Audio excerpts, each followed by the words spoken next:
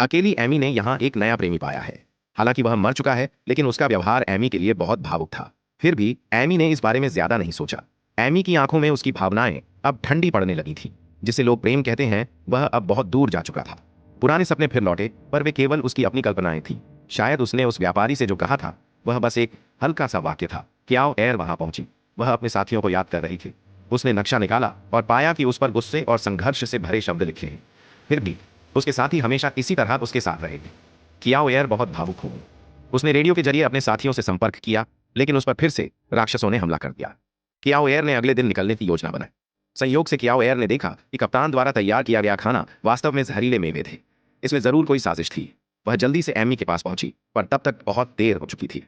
Amy और बाकी सब लोग एक एक करके बेहोश हो गए। कियाओ एयर पर भी कप्तान ने हमला किया।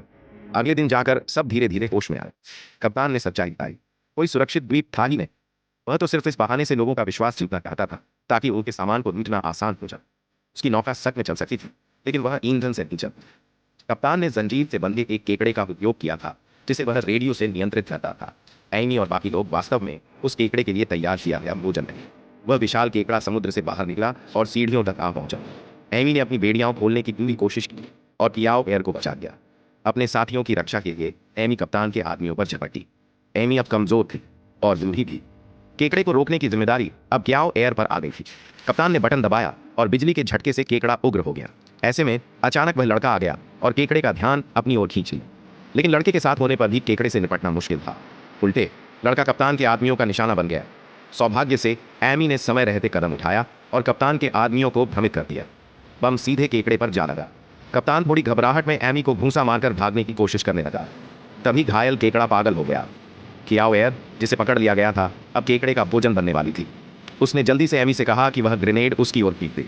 लेकिन जैसे ही कियाओ एयर ने निशाना साधा, उसने केकड़े की आंखों में देखी। वे दयालु आंखें थीं। कियाओ एयर ने अपने दिल की सुनी। उसने वह जंजीर तोड़ दी जिससे केकड़ा बंधा हुआ था और उसे आजाद कर दिया। कृतज्ञ केकड़ा वहां से चला गया। जहाज पर खड़ा कप्तान, जो तमाशा देख रहा था, अब उसी केकड़े का भोजन बन गया। कियाओ एयर ने सबको बचा लिया। एमी को अब जाकर एहसास हुआ कि कियाओ एयर कितनी बढ़ चुकी है। हालांकि एमी के मन में अब भी कुछ भावनाएं थीं, लेकिन उसके पास अब भी एक समूह था जिसे उसकी जरूरत थी।